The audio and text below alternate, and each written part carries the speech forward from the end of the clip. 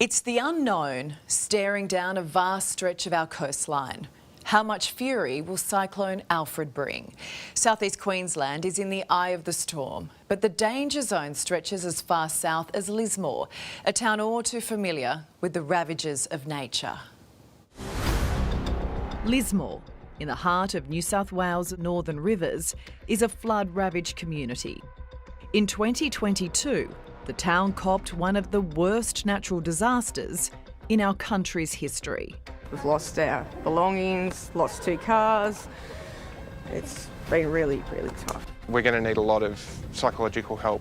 Businesses wiped out, thousands were left homeless, and 5 people died. First they were in the ceiling, then they were cutting themselves out of the ceiling.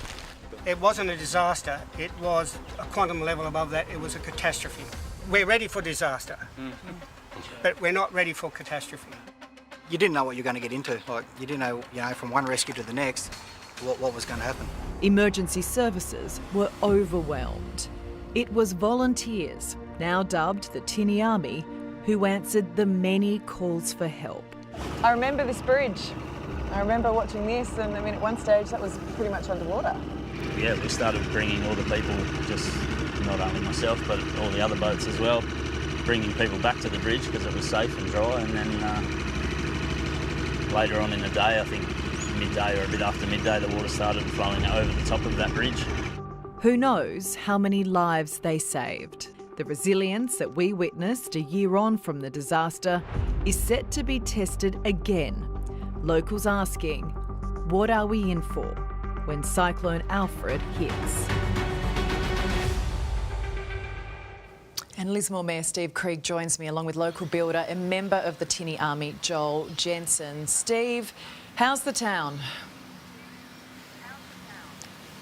Tough question to answer at the moment, Ali. It's really mixed emotions, to be honest with you. There's a lot of people that are already in their evacuation stage. We're standing here now, we've had about 20 mils of rain in the last 2 days.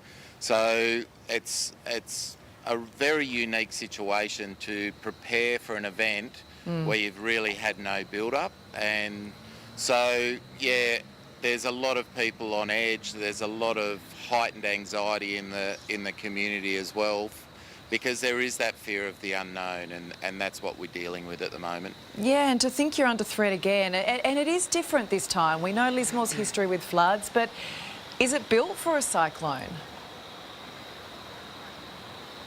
And that's the million-dollar question, isn't it? And, going to that extra effort of not only evacuating but tying stuff down. Like, we watch on the news the North Queensland and the northern Western Australia and Darwin dealing with cyclones and seeing the ferocity of winds. Are we up to that in Lismore? We're not cyclone proof, that's for sure, but it's all those extra things. We've had 3 or 4 weeks of dry weather, so a lot of our trees could be quite unstable with those 100, 150 kilometre an hour winds which are forecast. It's that real fear of the unknown that we're expecting over the next 3 or 4 days. Yeah. Hey Joel, you've got 4 young kids. You were part of the Tinny Army in 22. How are you feeling about what's coming?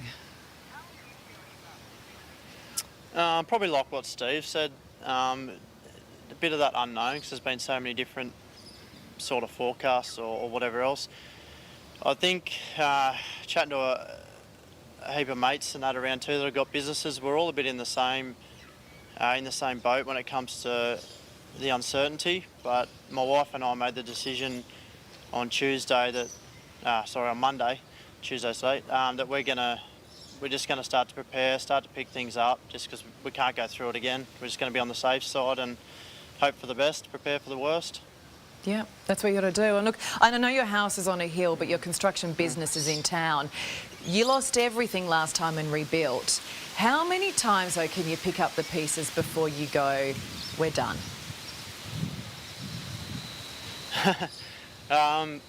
It's probably, if you asked me a year ago, I probably would have said I wouldn't do this again.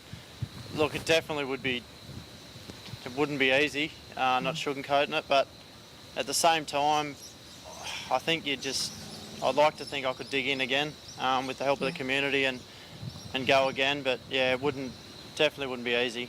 That's for sure. Yeah. We are talking about one of the greatest communities in this country, I reckon, and the Tiniami was a community at its best in 22. It is scary to think what that death toll would have been without you all. Is there still trauma? Oh, very much so, Ali. You know, we've just recognised the 3rd anniversary only last week of the 2022 floods, and it still brings back a lot of emotion. As you said, Joel's got 4 kids who are still at school. I've got 3 kids who are still at school. They haven't really experienced a normal school life like 95% of Australia's school kids, you know, and us adults can deal with emotion a lot better than the kids, and it's the kids, the next generation coming through, that is the big concern, and they're the little ones that we really need to protect. Yeah, and I think when we saw all those rescues in 22, and it was the elderly being pulled from their homes, and also the little kids, you could see the terror on their faces. They didn't understand what was going on.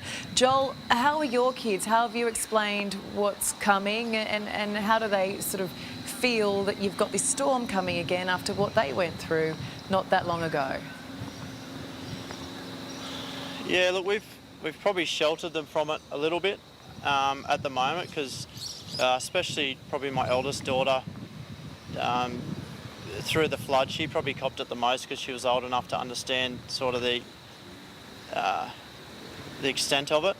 At the moment, they're asking a few questions, and like school's going to be shut down, I think, from tomorrow or Thursday, so they're starting to get the gist that something's not right. But yeah, we're just trying to keep them calm and try and explain the best we can at the moment. So. Yeah.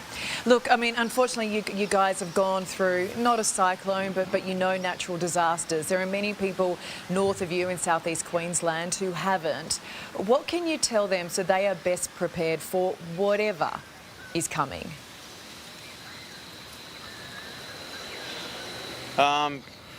Probably prepare. We definitely got caught out a bit in 2022, which is why this time I think a lot of town, a lot of mates and that I've been speaking to, everyone's sort of doing the same thing. Just try and prepare the best you can. No one ever knows what's going to happen or how bad it's going to be, but just get around each other, help each other out. If your mate needs a hand, give him a hand. Just get in and try your best, try and prepare, try and be ready. Yeah. Steve? It's critical, Ali, and you mentioned the Lismore community, and I would suggest that community is what gets you through these events. And you know, you've got to be aware of your neighbours, you've got to be aware of your family and friends, and not everyone, believe it or not, is on social media following Joel Jensen Constructions or Steve Lismore Mayor. We need to be aware that we need to get everyone well informed and well prepared, whether they're on social media or watching the news or whatever. So you need to go and knock on doors with your neighbours, ask them if they need some help. It could be as simple as tying a trampoline down or something along those lines. But supporting each other is the key to getting through this. Well, that is the thing that your community does best. And I think if anyone deserves a break, it is the people of Lismore, because you've been through enough. We're hoping for everyone's sake that it is not as bad as what's being predicted. But thank you so much, Steve. Thanks, Joel. No worries. Thank you.